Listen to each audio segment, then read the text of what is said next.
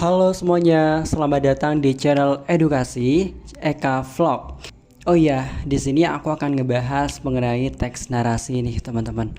Sebelumnya kalian pernah nulis cerita nggak? Atau pernah dengerin cerita dari teman, tapi bingung nangkep intinya apa? Nah, hari ini kita akan belajar bareng tentang teks narasi. Kita akan kupas dari pengertian, struktur, menyimak cerita, sampai menulis cerita sendiri yang seru dan orisinil. Oh iya, video ini sangat cocok buat kalian yang mau belajar bikin cerita yang menarik dan paham struktur teks narasi. Udah siap? Yuk kita mulai. Yang pertama nih, aku akan ngebahas tentang pengertian dan struktur teks narasi. Oh iya, teks narasi itu adalah teks yang menceritakan suatu peristiwa atau pengalaman hidup, bisa fiksi seperti cerita pendek, novel, atau juga bisa non-fiksi seperti biografi. Oh iya teman-teman, teks narasi di sini mempunyai struktur utama. Nah, yang pertama nih ada orientasi. Ini bagian pembuka teman-teman, yakni mengenalkan siapa tokohnya, di mana tempatnya, dan kapan kejadiannya. Yang kedua, komplikasi. Di bagian ini sangat seru nih, konflik atau masalah sudah mulai muncul dan membuat cerita jadi lebih menarik. Yang ketiga, di sini resolusi. Nah, di bagian ini konflik sudah mulai diselesaikan nih teman-teman. Bisa happy ending, juga bisa sad ending gitu teman-teman. Dan yang terakhir nih ada koda. Sebenarnya koda nih opsional, tapi kadang kadang ada tambahan pesan moral atau refleksi di akhir cerita. Jadi, ingat ya teman-teman, narasi itu sama dengan cerita, urutan waktu, konflik sama penyelesaian. Nah, kita udah masuk di segmen yang kedua nih. Di sini aku akan ngebahas mengenai menyimak aktif teks narasi lisan. Oh iya, menyimak itu bukan sekedar mendengarkan nih teman-teman, tapi memahami isi cerita secara aktif.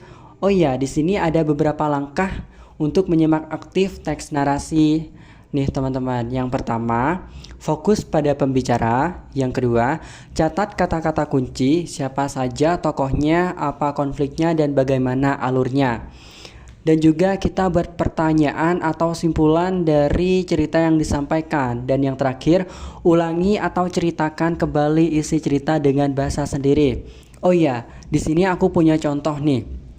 Misalnya kamu lagi dengerin cerita dari guru atau podcast nih, jangan cuma ngeguk aja teman-teman, tapi kita coba pahami alurnya dan tuliskan poin pentingnya. Jadi selain kita mendengarkan, tapi juga kita mendapatkan hal baru dari apa yang kita dengarkan tersebut. Seperti itu ya teman-teman. Oke, di sini kita udah masuk di segmen ketiga. Di sini aku akan ngebahas mengenai membedakan gagasan utama dan pendukung dalam paragraf naratif. Oke, dalam satu paragraf narasi kita harus bisa membedakan mana gagasan utama dan mana gagasan pendukung. Nah, di sini ada perbedaannya nih teman-teman.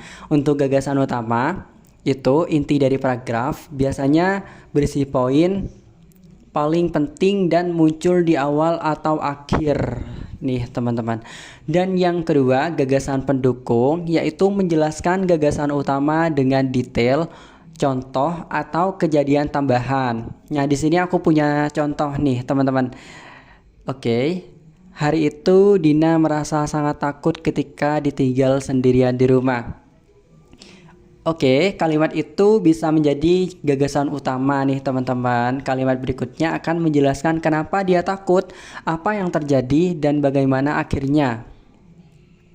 Latih terus ya, kemampuan ini bisa membuat kamu menyimak dan memahami cerita dengan lebih baik teman-teman. Oke, kita udah masuk di segmen keempat, yaitu aku akan ngebahas mengembangkan ide utama menjadi paragraf naratif. Coba sekarang kita nulis yuk. Nih, aku punya ide nih teman-teman. Misalnya kita punya ide nih kayak seorang anak tersesat di hutan. Nah, di sini ada beberapa langkah-langkahnya teman-teman untuk mengembangkannya menjadi paragraf naratif. Yang pertama nih, tambahkan tokoh. Siapa anak itu? Namanya siapa? Seperti itu. Dan yang kedua, tentukan latar. Hutan seperti apa? Gelap kah? Ada suara kah? Nah, kita itu harus memberikan penjelasan yang detail di situ teman-teman. Dan buat konfliknya, kenapa dia bisa tersesat? Nah, yang keempat, buat penyelesaian, bagaimana dia bisa keluar dari hutan itu. Dan yang terakhir, kita harus susun sesuai urutan waktu. Nah, jangan sembarangan langsung membuat kalimat seorang anak tersesat di hutan. Nah, kita harus tahu tokohnya siapa, terus di hutan apa, terus kenapa dia biasa tersesat, dan bagaimana dia bisa keluar dari hutan. Oke, hasilnya jadi cerita singkat yang lengkap dan dengan suasana dan emosi. Oke, kita masuk ke segmen keempat, yaitu merevisi paragraf berdasarkan masukan. Setelah menulis, jangan lupa untuk merevisi ya teman-teman.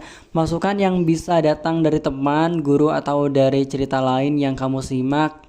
Misalnya temanmu nih bilang gini, wow, paragrafnya bagus, tapi alurnya agak lompat-lompat. Nah, artinya di sini kamu bisa memperbaiki bagian alur supaya lebih halus.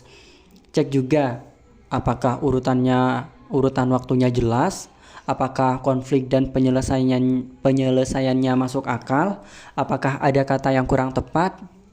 Nah, revisi itu membantu untuk memperbaiki supaya cerita kamu makin keren.